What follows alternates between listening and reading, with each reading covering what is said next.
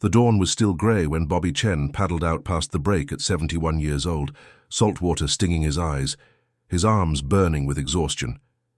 He'd been up since 4:30 a.m., same as every morning, and as he sat on his board waiting for the right wave, he heard his late wife's voice as clearly as if she were sitting next to him. "Go back to the beach, Bobby, promise me." 3 years after her death, he finally understood what she meant. This is the story of how Robert Chen went from losing everything, his wife, his home, his life savings, even his children, to finding himself again in the cold Pacific waters of a small California beach town. If you've ever thought it was too late to start over, if you've ever believed you were too old to chase a dream you buried decades ago, Bobby's story will prove you wrong. Because what happened between his wife's last breath and that first wave changed everything. Before we dive in, if you believe it's never too late for a second chance, hit that subscribe button. We tell stories like this every week, and your story might be next. Now, let me take you back to where it all began, to a boy on a San Diego beach in 1968, before life got serious. San Diego, 1968. Robert Bobby Chen was 16 years old, and the whole world smelled like salt water and copper-tone sunscreen. Every morning before school, he'd bike down to La Jolla Shores with his second-hand longboard strapped to his back, listening to the Beach Boys on his transistor radio. Surfin' USA wasn't just a song, it was his life. His immigrant parents didn't understand. His father worked double shifts at the electronics factory. His mother cleaned houses in La Jolla, ironically just a few blocks from where Bobby spent his mornings catching waves. "Surfing is not serious," his father would say in Mandarin, the only language spoken at home. "Surfing doesn't pay for college. Surfing doesn't make you a respectable man." Bobby was good, not pro-good, but good enough that the local surf shop let him test boards. Good enough that older guys, white guys who normally didn't talk to the Chinese kid, would nod at him in the lineup. In the water, race didn't matter. Only the wave mattered. He met Margaret Chen, Margaret O'Sullivan then, in his senior year at San Diego State, 1972. She was studying to be a teacher. He was majoring in accounting because his father said it was practical. She thought surfing was silly and dangerous. She didn't understand why anyone would wake up at dawn to sit in cold water waiting for waves. She preferred stability, plans, futures that could be predicted and controlled. But she had red hair that caught the sun, and she laughed at his jokes, and when she looked at him, he didn't feel like the immigrant kid anymore. He felt like someone who belonged. They married in 1974, the year Nixon resigned, the year Bobby got his CPA license and took a job at a mid-sized firm in Sacramento. Far from the beach, far from the temptation of waves. Margaret got pregnant with Jennifer in 1976, then Michael in 1978. Bobby sold his surfboard at a garage sale in 1979. Got $40 for it. Used the money to buy diapers. He told himself he'd surf again someday when the kids were older, when work calmed down, when they had more money. When. Sacramento in the 1980s and 90s was all about climbing the ladder. Bobby worked 60-hour weeks during tax season. Margaret taught 4th grade and ran the PTA. They bought a house in Elk Grove, a nice suburb with good schools. They watched Dynasty on Friday nights. They barbecued on Sundays. Jennifer went to UC Davis. Michael went to UCLA. The Beach Boys stayed on a cassette tape in the garage, collecting dust. In 2015, Bobby turned 63. He'd just made partner at the firm. They were planning retirement, maybe a condo somewhere, golf, grandkids eventually. Life was predictable, comfortable, safe. Then Margaret found the lump, ovarian cancer, stage 3. The doctor used words like aggressive and treatment options and prognosis.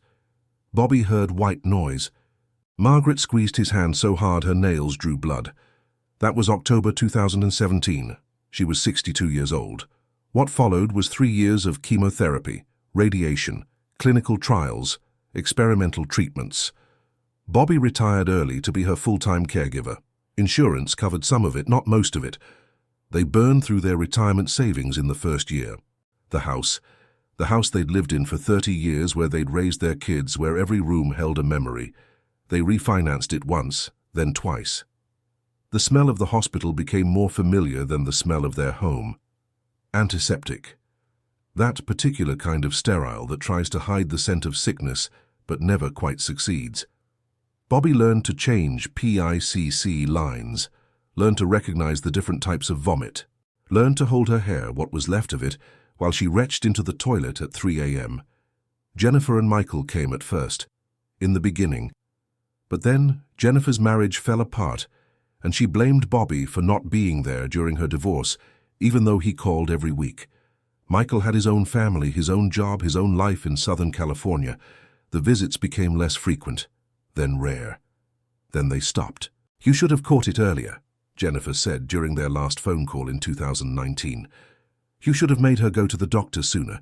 You should have tried the treatment in Germany. You should have—" Bobby hung up. He couldn't hear it. He couldn't hear one more person tell him he wasn't doing enough when he was doing everything. Margaret got worse, better, worse again. The cancer spread to her liver, then her lungs. By spring 2020, when the world locked down for COVID, Margaret was in hospice at home. Bobby slept in a chair next to her bed. He played Beach Boys songs on his phone sometimes, quietly, when she was too out of it to complain. God Only Knows made him cry every single time. She died on a Tuesday in July 2020. Hot. Sacramento summer hot, the kind where the air feels like it's trying to suffocate you. Bobby was holding her hand. She'd been unconscious for 2 days, breathing in that awful rattle that hospice nurses call the death rattle, but can't really prepare you for. Then, for just a moment, her eyes opened, clear, focused. She looked right at him. "Go back to the beach, Bobby," she whispered, her voice like paper tearing. "Promise me." He thought she was delirious. The morphine talking. She'd never liked the beach. "I promise," he said anyway. "Because what else do you say to your dying wife?" She smiled. A real smile, the kind he hadn't seen in 3 years. Then she closed her eyes and took 3 more breaths. Then she stopped. The silence was the loudest thing Bobby had ever heard. He sat there for an hour, holding her hand as it grew cold. The hospice nurse finally came and gently suggested he step out of the room. He walked into the backyard and stood in the 105-degree heat and didn't feel anything. The funeral was small. COVID restrictions. Jennifer came but wouldn't look at him. Michael sent flowers and called later. Had to work, couldn't get away, so sorry, Dad. Bobby sold the house in September 2020. Had to. The medical bills were crushing. He paid what he could, let the rest go to collections. Moved into a studio apartment in a bad part of Sacramento, the kind of place with bars on the windows and sirens every night. He was 68 years old. He had $14,000 left in the bank. No family, no job, no purpose. The first year after she died was a blur of nothing. Bobby existed. That's not living. That's just biological processes continuing because they don't know how to stop. He ate when he remembered to eat, ramen mostly, sometimes toast. He watched TV without seeing it, Jeopardy, every night at 7 p.m., same as he and Margaret used to. But now he watched alone and he never knew any of the answers. He stopped showering regularly, stopped shaving. His hair, which had started going grey in his 50s, went completely white. He lost 30 pounds, not from trying, just from forgetting. His neighbor, Mrs. Rodriguez, a widow herself, would knock sometimes, leave containers of tamales outside his door. He ate them cold from the refrigerator. Christmas 2020 was the worst. Jennifer didn't call. Michael sent a text, "Merry Christmas, Dad, crazy year, talk soon." They didn't talk soon. Bobby sat in his studio apartment with the Christmas special playing on TV. A Charlie Brown Christmas, the one Margaret loved, and he thought about how easy it would be to just not be here anymore. Not dramatically, just quietly. Stop eating, stop moving, let nature take its course. But then he remembered his promise. Go back to the beach, Bobby. Why had she said that? Margaret had never liked the beach. She got sunburned easily, didn't like sand, thought surfing was childish. January 2021. Bobby was scrolling through Facebook, which he barely used, and saw a post from an old high school friend, Tommy Martinez. They'd surfed together in the 60s. Tommy had posted a photo from Cayucos, a tiny beach town halfway between LA and San Francisco. The photo showed an old guy, probably 70, paddling out at dawn. The caption, "Never too old to catch a wave." Bobby stared at that photo for 20 minutes. Then he looked up Cayucos on Google Maps. Population 2,500. One stoplight. A pier. Cheap rent because nobody wanted to live there. Too small, too remote, nothing to do. Nothing to do but surf. Go back to the beach, Bobby. Promise me. Oh. He booked a Greyhound bus ticket that night. 4 hours north to Cayucos. He packed one suitcase. Everything he owned fit in one suitcase. That's what happens when you lose everything. You realize how little of it mattered. The bus dropped him on Highway 1 at dawn, February 2021. Cold. The marine layer was so thick Bobby couldn't see the ocean, but he could smell it. Salt. Kelp.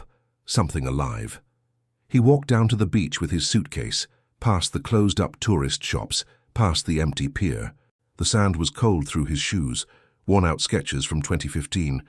And then the marine layer started to lift and he saw it. The Pacific. He hadn't been to the ocean in 42 years. Bobby dropped his suitcase and walked to the water's edge. The waves were small, 2-foot break, perfect for beginners. Dawn surfers were already out there, dark shapes on the grey water. Most of them were old, silver hair, weathered skin, moving slow but steady. One of them noticed Bobby standing there. Paddled in. "Woman, maybe 65, wetsuit, bright blue board. You just gonna stand there or you gonna paddle out?" she called. "I don't have a board," Bobby said. His voice cracked. First words he'd spoken to a stranger in months. "There's a rental shop up the road. Opens at 7. Tell Mike that Donna sent you. He'll set you up." "I'm 68, Bobby said. "I haven't surfed since I was 17. Donna grinned, salt water dripping from her short grey hair. "I'm 66. Started learning 2 years ago after my husband died. Your body remembers. Trust me." She paddled back out. Bobby found a motel, $45 a night, weekly rates available. Room smelled like mildew and old cigarettes, but it had a window facing the ocean. He could hear the waves. At 7 a.m. he walked to Mike's surf shop. Mike was maybe 55, ponytail, leathered skin, smell of wax and neoprene. "Donna sent me," Bobby said. Mike looked him up and down. "How long since you surfed?" 1971. Mike laughed.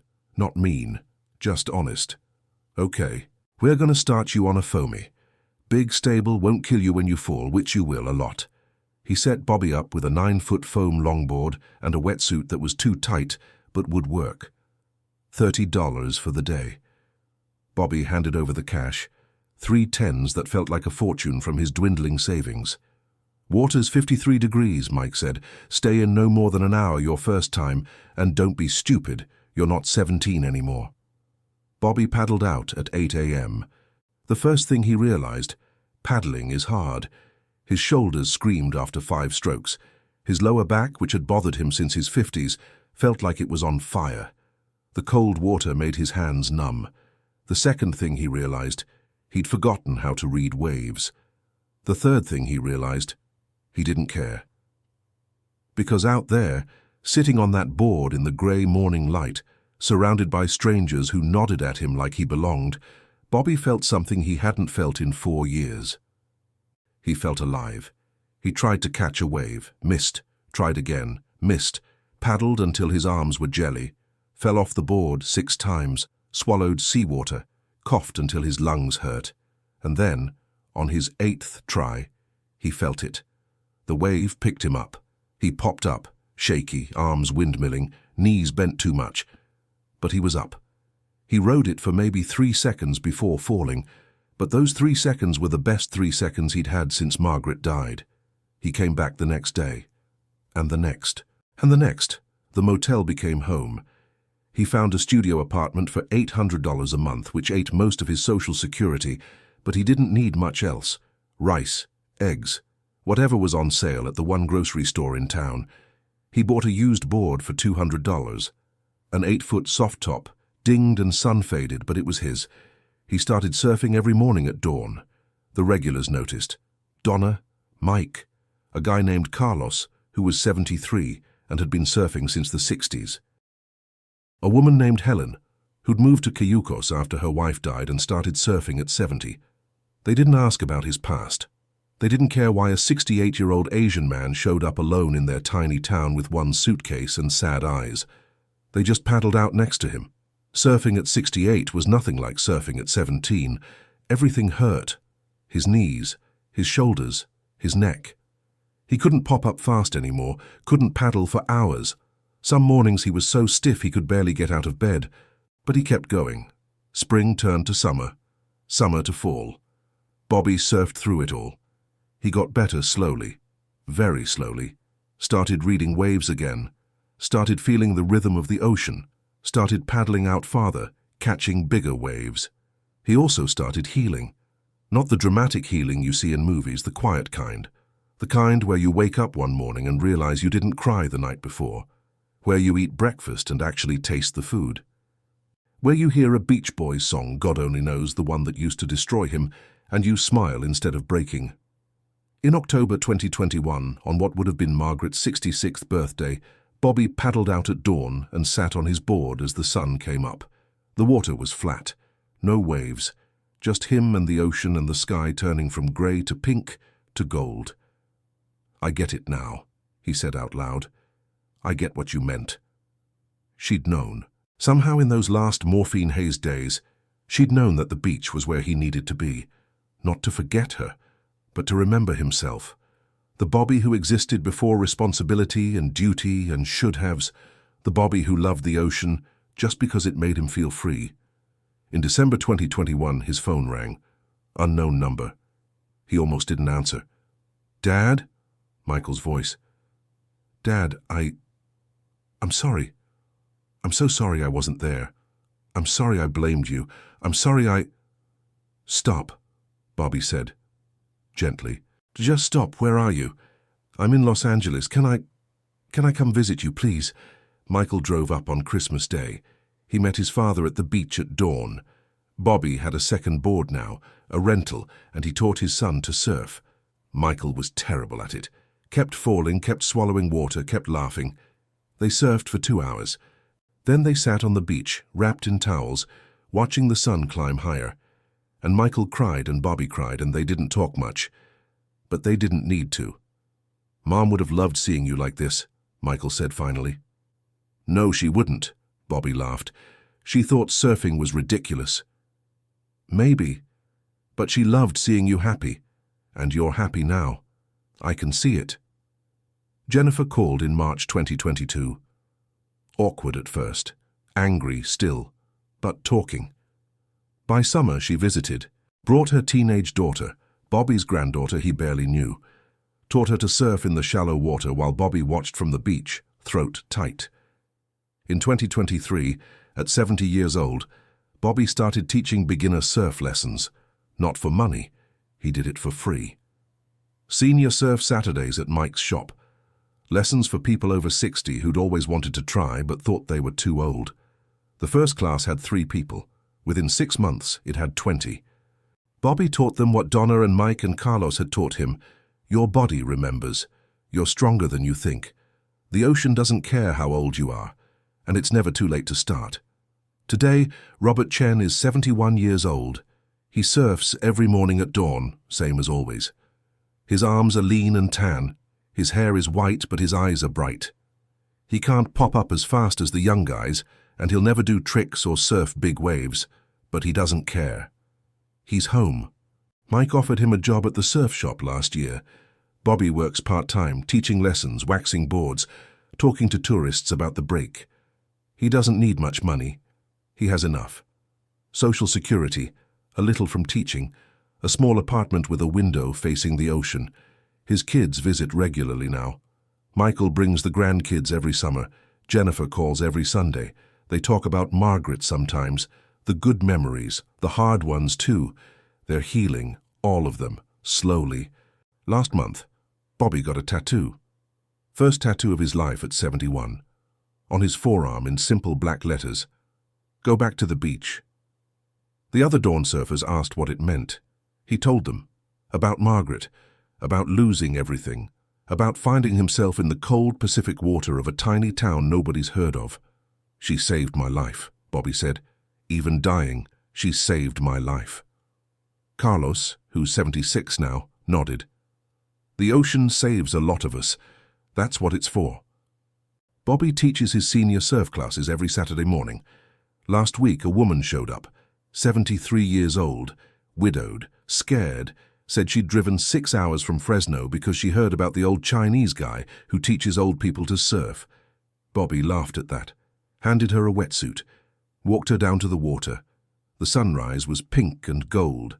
The waves were small, perfect for beginners. "I'm too old for this," she said, standing at the water's edge. Bobby stepped into the cold Pacific, turned back, smiled. "Trust me," he said. "You're right on time." Bobby's story teaches us something essential. It's okay to grieve and heal at the same time. That age is just a number we tell ourselves when we're scared. That sometimes the people we love most see us more clearly than we see ourselves. That starting over isn't about forgetting the past. It's about honoring it by choosing to keep living. He'll tell you that surfing saved his life. But really the decision to try saved his life. The decision to honor a promise to his dying wife. The decision to paddle out even when everything hurt. The decision to keep going even when his kids weren't speaking to him and his bank account was nearly empty and he had every reason to give up. Today, Bobby surfs every morning. He teaches every Saturday. He talks to his kids every week. He's healthier now at 71 than he was at 60. His doctor says his blood pressure is perfect. His cholesterol is excellent and whatever he's doing, keep doing it. He's thinking about competing in the Senior Surf Championship next year. Not to win, just to do it. Just to prove, to himself, to other old people who think it's too late, that it's never too late. Because Margaret was right. She'd always been right about the important things. Even at the end, especially at the end, when she used her last words to send him back to the place where he'd once been happy. The beach saved Bobby Chen. But Bobby saved Bobby Chen too, by choosing to paddle out, by choosing to try, by choosing to live instead of just exist. Bobby's story proves that your second act can be your best act, that 68 is not too old, that 71 is not too old, that it's never too late to go back to who you were before life told you to be serious, be responsible, be someone else. If this story moved you, hit that subscribe button and ring the bell. We tell stories like this every week. And here's the thing. Your story matters. If you're over 50 and living a dream you never thought possible, or if you're about to take that first scary step, tell us in the comments below. We read every single one, and we're looking for the next story to feature on this channel. Because it's never too late. Your second chapter is waiting. And maybe, just maybe, the people who love you most already know what you need to do. Go back to the beach. Whatever that means for you, your wave is coming.